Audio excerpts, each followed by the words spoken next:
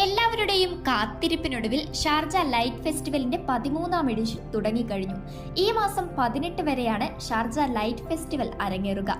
ആഗോള പ്രശസ്തരായ കലാകാരന്മാർ രൂപകൽപ്പന ചെയ്യുന്ന ദൃശ്യങ്ങളാൽ ഷാർജയിലെ സാംസ്കാരികവും പ്രകൃതിദത്തവുമായ കെട്ടിടങ്ങളും സംവിധാനങ്ങളും മിന്നിത്തിളങ്ങുന്ന ഫെസ്റ്റിവൽ ദിനങ്ങൾ അവിസ്മരണീയ കാഴ്ചയാണ് സന്ദർശകർക്ക് ഒരുക്കാറുള്ളത്.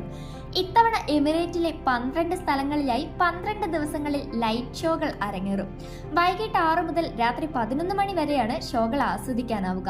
വ്യാഴം, വെള്ളി, ശനി ദിവസങ്ങളിൽ അർദ്ധരാത്രി വരെ ഷോകളുണ്ടാകും.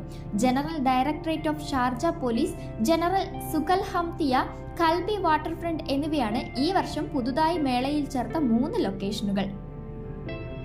ഖാലിദ് ലഗൂൺ, അൽമജാസ് വാട്ടർഫ്രണ്ട്, ബിയ ഗ്രൂപ്പ് ഹെഡ്ക്വാർട്ടേഴ്സ്, അൽദൈദ് കോട്ട, ഷാർമോസ്ക്, ഷെയ്ഖ് റാഷിദ് അൽ ഖാസിമി മസ്ജിദ്, അൽനൂർ മസ്ജിദ്, അൽ റാഫിസ ഡാം എന്നിവയാണ് ഷോ അരങ്ങേറുന്ന മറ്റ് സ്ഥലങ്ങൾ.